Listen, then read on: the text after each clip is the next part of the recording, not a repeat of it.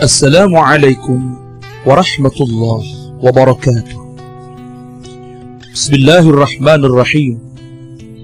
Alhamdulillahi rabbil alamin.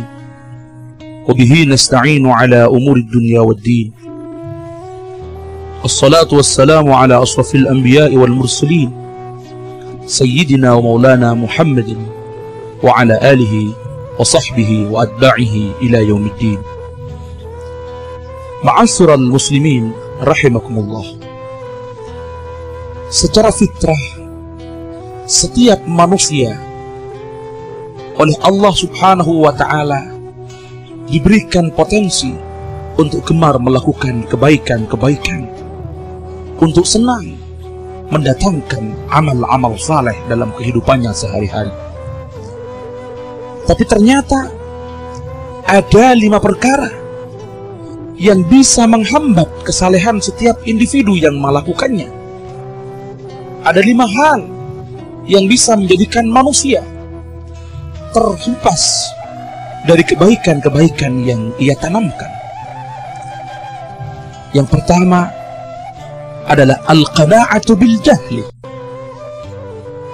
ay ar-ridha bi'adamil ilmi bid-din, menerima dirinya menjadi orang bodoh, rela dirinya menjadi orang yang tidak punya pengertian yang cukup di dalam agama. Dalam arti tidak ada upaya untuk menghilangkan kebodohan dengan belajar ilmu agama. Padahal Rasulullah sallallahu alaihi wasallam bersabda sebagaimana diriwayatkan oleh Hakim, Allah yubghidu kulla alimin bid dunya jahilin bil akhirah. Allah subhanahu wa ta'ala sangat benci kepada orang yang hanya piawai, pandai, pintar di dalam urusan dunia, tapi bodoh di dalam urusan akhirat. Menerima menjadi orang yang bodoh di dalam urusan agama, tidak ada upaya untuk belajar agama.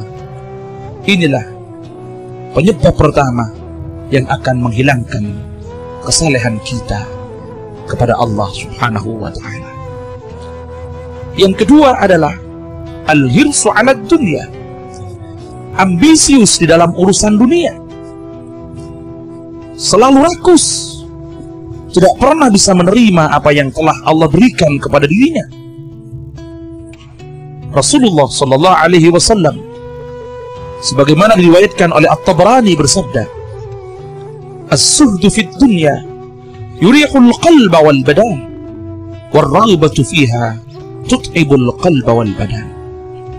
Suhud di dalam dunia akan dapat menenangkan jiwa, pikiran dan badan kita, sementara ambisi terhadap dunia akan memayahkan tubuh, pikiran dan jiwa kita.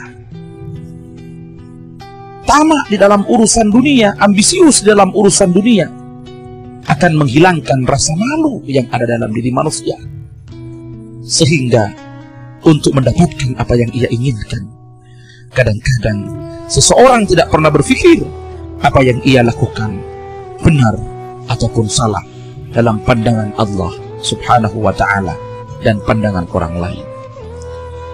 Yang ketiga yang bisa menghambat dan menghilangkan kebaikan kita adalah as-suhu bil fadl, kikir terhadap sesuatu yang sebetulnya lebih dari kadar kebutuhan kita. Ini sebetulnya sangat terkait dengan sikap yang kedua dan sikap yang pertama. Orang menjadi kikir, menjadi pelit terhadap apa yang ia miliki karena dia telah dirasuki sifat ambisi terhadap dunia. Dan sifat ambisi terhadap dunia itu menjadi tumbuh karena dia bodoh di dalam agama, tidak mengerti ilmunya Allah subhanahu wa ta'ala. Yang keempat, ma'asyiral muslimin rahimakumullah, yang bisa meleburkan, menghancurkan kesalehan-kesalehan yang kita lakukan adalah ar-riya fil amal. Selalu pamer, ingin mendapatkan pujian dari orang lain dalam setiap kebajikan-kebajikan yang kita lakukan. Padahal Rasulullah sallallahu alaihi wasallam bersabda, "Ashaddun nasi 'adzaban yaumal qiyamah may yurin nasa anna fi khairan wala khaira fi." Paling beratnya, paling pedihnya siksa manusia kelak di hari kiamat adalah orang yang selalu memperlihatkan kepada orang lain bahwa di dalam dirinya ada kebajikan-kebajikan, ada kebaikan-kebaikan, ada kesalehan-kesalehan, padahal sebetulnya semua itu tidak ada di dalam dirinya. Dalam riwayat yang lain, sebagaimana diriwayatkan oleh Bukhari, orang yang memperlihatkan kekhusyuan dan ketakwaan lebih dari sebetulnya yang ada pada dirinya dicap sebagai orang munafik oleh Rasulullah sallallahu alaihi wasallam, sebagaimana disebutkan dalam sabdanya, "Man aran nasa fawqahu minal khasyah fahuwa munafiqun." Barang siapa yang memperlihatkan kepada orang lain kekhusyuan yang lebih dari yang sebetulnya ada pada dirinya, dia adalah orang yang munafik. Yang kelima yang menyebabkan hancurnya dan hilangnya kebaikan kita adalah al-i'jabu bir-ra'yi. Selalu menganggap baik, kagum terhadap pikiran-pikiran dirinya sendiri, mendewakan akal sampai menjadikan kita lupa terhadap zat yang memberikan karunia akal kepada kita. Apa yang oleh akal pikirannya dianggap baik, kadang-kadang langsung diambil dan diikuti tanpa harus melakukan klarifikasi apakah dari akal tadi sudah sejalan dengan ketentuan-ketentuan Allah Subhanahu wa ta'ala. Inilah 5 sifat yang apabila masih ada pada diri kita akan menghambat kebaikan-kebaikan kita kepada Allah dan kepada sesama manusia. Yang pertama adalah rela menjadi orang bodoh di dalam urusan agama, dalam arti tidak ada upaya untuk belajar. Yang kedua, ambisi di dalam dunia.